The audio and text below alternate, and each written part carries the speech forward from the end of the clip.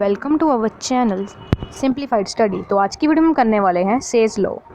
So let's begin. तो ये किस इकोनॉमिक्स ने हमें दिया है? Law of Say's law of market हमें किस इकोनॉमिक्स ने दिया है, जिसका नाम, ये एक फ्रेंच इकोनॉमिक्स है जिनका नाम है जेबी से।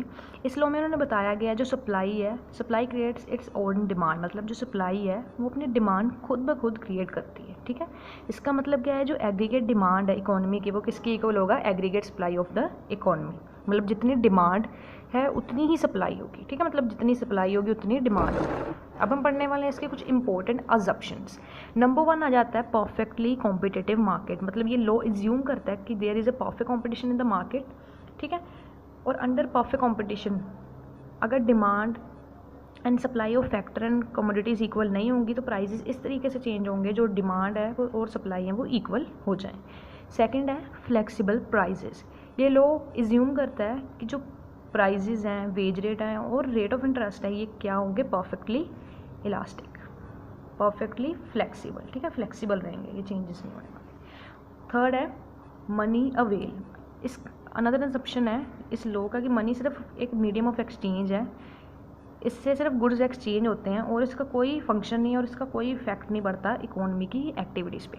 ठीक है, नंबर 4 है no hoarding. Law also assume करता है कि जो पीपल है वो अपनी मनी, सारी की सारी मनी स्पेंड कर देंगे किस पे?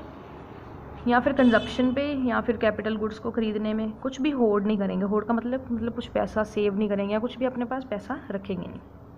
अगली अजम्पशन है, फिफ्थ अजम्पशन है स्टेट इज़ न्यूट्रल। मतलब ये इज्यूम किया जाता है कि जो स्टेट है वो बिल्कुल भी इंटरफेरेंस नहीं करेगी किस में? एक्टिविटीज़ में, इकोनॉमी की। ठीक है, उसके बाद है unlimited opportunity for the labour.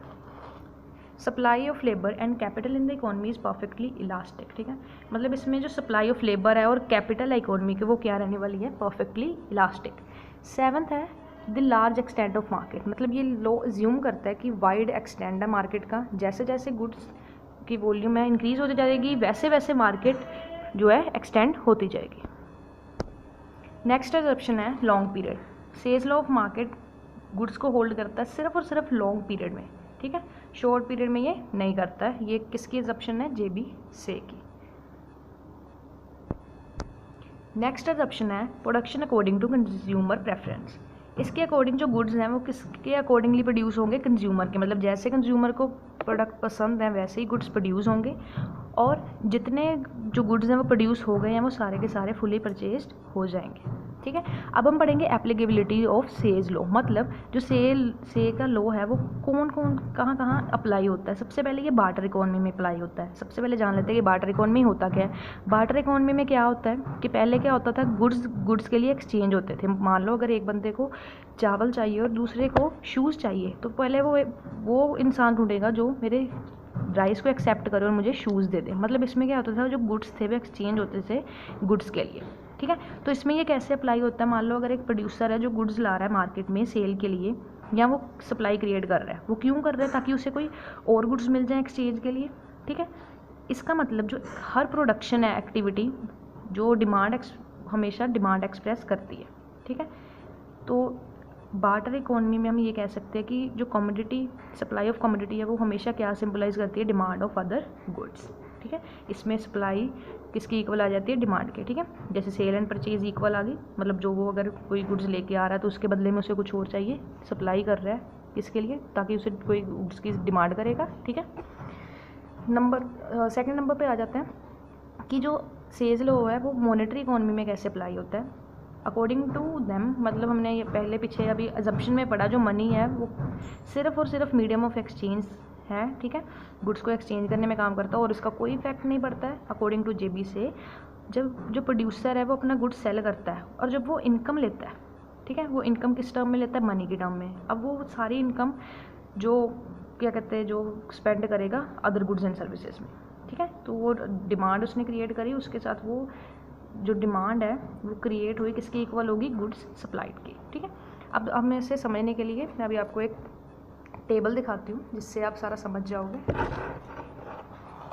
ये रहा, तो आप यहाँ पे देख सकते हैं working of Say's law in monetary economy. अब हम इसमें देखते हैं कैसे ये अप्लाई होता है। मान लो एक प्रोड्यूसर है, उसने प्रोडक्शन की है 100 करोड़ की। ठीक है, अब वही प्रोडक्शन हो गई, अब उसने सप्लाई कर दी 100 करोड़ की।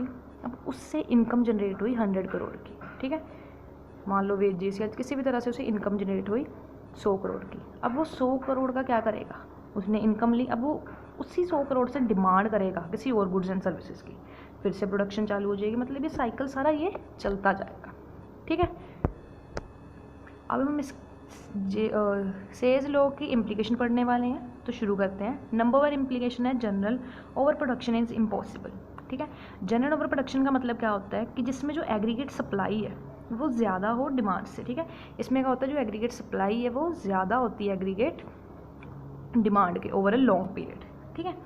अब अकॉर्डिंग टू जेबी साहब ने क्या किया कि जनरल ओवर प्रोडक्शन इम्पॉसिबल है, ठीक है। जब हम प्रोडक्शन इंक्रीज़ होगी तो इनकम भी इंक्रीज़ होगी, और उससे जो इनकम अगर इंक्रीज़ होगी तो डिमांड भी इंक्रीज़ होगी, जिससे डिमांड और सप्लाई इक्वल आ जाएगा, ठीक है।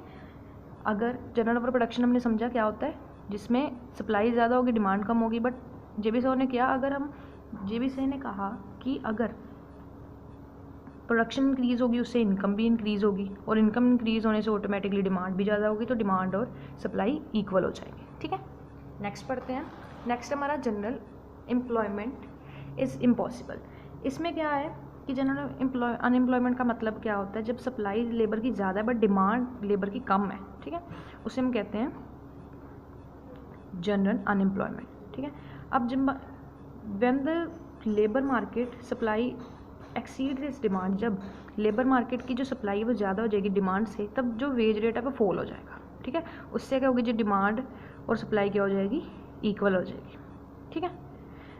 आगे है partial over production and partial unemployment are possible. Say's law maintains that a particular commodity may be over produce, मतलब कोई भी एक पर्टिकुलर कमोडिटी है वो ओवर प्रोड्यूस हो सकती है। If anticipated of producer regarding the demand for particular goods are not correct, then supply it may be more or less then demand, मतलब अगर मान लो कोई भी पर्टिकुलर गुड की जो प्रोडक्शन है वो ओवर प्रोडक्शन हो सकती है, ठीक है, अगर वो जो पर्टिकुलर गुड्स हैं वो करेक्ट ना हो और उनकी जो सप्लाई है ज़्यादा या कम हो सकती है, ठीक है। नेक्स्ट है equality between saving and investment. JB साहब के अकॉर्डिंग जो सेविंग और इन्वेस्टमेंट है वो हमेशा इक्वल रहेगी, ठीक है। उसके बाद है possibility of unemployment output and growth of capital. Yet another implication of Say's law is that there is a unlimited increase in output and capital, मतलब यहाँ पे अनलिमिटेड जो है इंक्रीज होगा, किस में इंक्रीज होगा, आउटपुट एंड कैपिटल में, ठीक है। नेक्स्ट हम पढ़ते हैं। नेक्स्ट हमारे पास है money is a veil. Money is a veil according to JB Say every economy is based on barter system, मतलब हर इकॉनमी बार्टर सिस्टम पे बेस्ड करती है, और इसमें जो मनी है सिर्फ और सिर्फ मीडियम है एक्सचेंज का, और इसका कोई इफेक्ट नहीं पड़ता हमारी इकोनॉमी की एक्टिविटीज़ में, ठीक है। उसके बाद है पॉलिसी इम्प्लीकेशन। इसमें क्या है कि जो लॉ है उस ये करता है कि जो गवर्नमेंट है सिर्फ और सिर्फ लेज फेयर पॉलिसी अडॉप्ट की हुई है, मतलब कोई भी इंटरफेरेंस नहीं करेगी इकोनॉमिक एक्टिविटीज़ में, ठीक है। अब हम पढ़ने वाले हैं criticism of Say's law. Criticism पढ़ते हैं सबसे पहले। General over production is possible. Implication में क्या था, general over production is impossible, ठीक है। अब इस लॉ को क्रिटिसाइज करते हुए केन्स ने ये प्रूव किया कि जनरल ओवर प्रोडक्शन है वो पॉसिबल है इकोनॉमी में। अकॉर्डिंग टू केन्स, ये भी इकोनॉमिक्स है, मॉडर्न इकोनॉमिक्स, ये भी एक इकोनॉमिक्स है केन्स, ठीक है। Aggregate according to Keynes aggregate जो डिमांड है determined by consumption demand and investment demand. जो एग्रीगेट डिमांड है वो किससे डिटरमाइन होती है, consumption demand and investment demand. That part of income which not is consumed is save, मतलब कोई पार्ट जो इनकम का जो हम कंज्यूम नहीं कर रहे वो होता है सेव, ठीक है। If this saving is fully invested aggregate demand will be equal to supply, ठीक है। मतलब अगर ये सेविंग अगर फुली इन्वेस्टेड की हुई है तभी एग्रीगेट डिमांड है वो इक्वल होगा एग्रीगेट सप्लाई की, ठीक है। नेक्स्ट है जनरल अनएम्प्लॉयमेंट इज़ पॉसिबल। अब जो इम्प्लीकेशन था सेज लॉ का कि जनरल अनएम्प्लॉयमेंट पॉसिबल नहीं होगी, इसे क्रिटिसाइज़ किया फिर से किसने, केन्स ने कहा कि जनरल अनएम्प्लॉयमेंट पॉसिबल है, ठीक है। केन्स ने क्रिटिसाइज़ किया है classical argument that if there is a general unemployment in the economy wage rate will fall once. उन्होंने कहा कि अगर जनरल अनएम्प्लॉयमेंट होगी तो वेज रेट पहले तो कम होगा बट देन ये फिर क्या कहते हैं ये फॉल हो जाएगा ताकि जो डिमांड है वो लेबर की बढ़ जाए एट फुल एम्प्लॉयमेंट, ठीक है। अब अकॉर्डिंग टू केन्स ने क्या किया, जो वेज कट है वो डबल स्वॉर्ड है, मतलब दो धारी तलवार है। एक तरफ ये क्या कहते हैं, it reduces cost and price of commodity, मतलब ये कॉस्ट को रिड्यूस कर देता है और प्राइस ऑफ कमोडिटी को भी रिड्यूस कर देता है, और दूसरी तरफ से ये इनकम को भी रिड्यूस कर सकता है। ठीक है, अब नेक्स्ट देख लेते हैं, लैक ऑफ ऑटोमेटेड एडजस्टमेंट। अब केन्स ने फिर से क्रिटिसाइज़ किया है सेज लॉ को, ये बताया कि मतलब इन्होंने बताया था कि ऑटोमेटिक एडजस्टमेंट होगी, अगर डिमांड एंड सप्लाई इक्वल नहीं है तो प्राइजेस इस तरीके से चेंज होंगे ताकि जो डिमांड है और सप्लाई इक्वल हो जाए। बट केन्स ने इसे क्रिटिसाइज़ करते हुए कहा है कि ऐसा नहीं है, ऑटोमेटिकली एडजस्टमेंट नहीं होते, इसमें काफ़ी सारे फैक्टर्स आ जाते हैं जो काफ़ी रोल प्ले करते हैं। ठीक है, अब Say's law is not logical, Say's law को इनकरेक्ट बताया गया और कहा गया कि aggregate demand will be always so much to that aggregate demand will be always be so much as to buy as the it is incorrect, proving the logic as wrong. Keynes hold the aggregate demand can be divided into two part। अब Keynes ने aggregate demand को दो part में divide किया है, एक तो consumption demand और तो investment demand. Both this demand of total demand depends upon different factors, मतलब इन्होंने कहा है कि जो डिमांड है टोटल डिमांड वो डिफरेंट फैक्टर्स पे क्या कहते हैं डिपेंड करती है, जरूरी नहीं है कि इक्वल हो। नेक्स्ट ऑप्शन है money is not merely a medium of exchange. सेलों ने जैसे कहा कि जो मनी है सिर्फ और सिर्फ मीडियम ऑफ एक्सचेंज है, बट केन्स ने इसे क्रिटिसाइज़ किया कि ऐसा नहीं है, मनी की also having a store of value.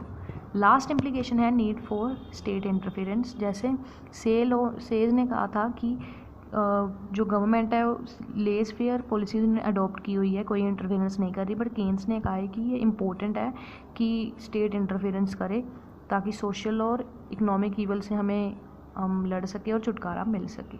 तो ये थी इसकी इम्प्लीकेशंस। वीडियो अच्छी लगी हो तो like, subscribe and share my channel. Thanks for watching.